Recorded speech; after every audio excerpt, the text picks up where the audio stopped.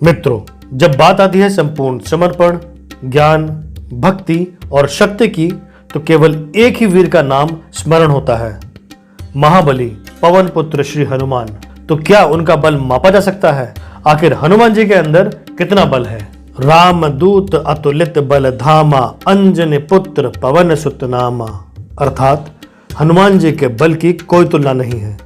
सारे ब्रह्मांड को एक ही दिन में बिना थके 100 से भी ज्यादा परिक्रमा करने का सामर्थ्य रखते हैं हनुमान जी। पुराणों के अनुसार शेषनाग, जिन्होंने पूरी पृथ्वी का भार अपने सर पर उठा रखा है, उसी शेषनाग के अवतार लक्ष्मण जी को जब मेघनाथ ने शक्ति बाण मारा था तो वे मूर्छित होकर गिर पड़े थे।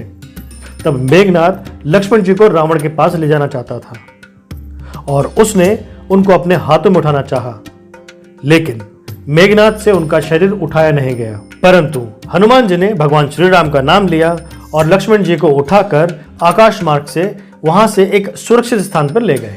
भगवान हनुमान के बल के संदर्भ में एक और कथा आती है कि जब बाली को अपने बल पर अहंकार हुआ और उन्होंने हनुमान जी को युद्ध की चुनौती दी और उनसे कहा कि मैं तुम्हें और तुम्हारे स्वामी को एक साथ युद्ध की चुनौती देता हूं। बाली के मुख से भगवान श्री राम को चुनौती देने वाली बात पर हनुमान जी से रहा नहीं गया और उन्होंने बाली के युद्ध की चुनौती को स्वीकार करते हुए कहा कि स्वामी भगवान श्री राम के सेवक को पहले हरा कर दिखाओ, फिर मेरे प्रभु श्री राम से युद्ध करने का विचार करना।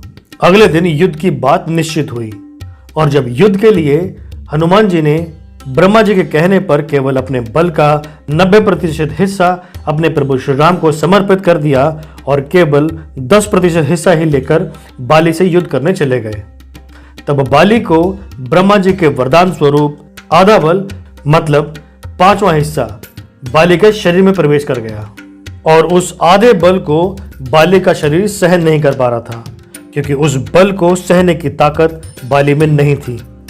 वो युद्ध कैसे करता?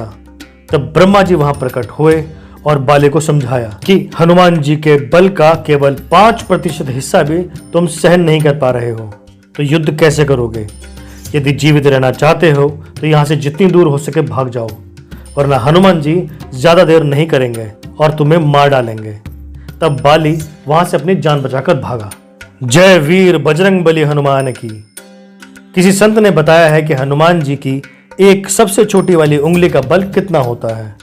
उनके अनुसार 10,000 हाथियों में जितना बल होता है उतना बल एक दिशा के दिग्गज हाथी में होता है, और एक दिग्गज में जितना बल होता है उतना बल एक ऐरावत में होता है, और 10,000 ऐरावत में जितना बल होता है उसके बराबर एक इंद्र में बल होता है, और 10,000 इंद्रों में जितना बल होता है उतना बल हनुमान जी की उस छोटी उंगली का बल होता है। तो उनके संपूर्ण शारीरिक बल की तुलना की ही नहीं जा सकती। जय वीर हनुमान।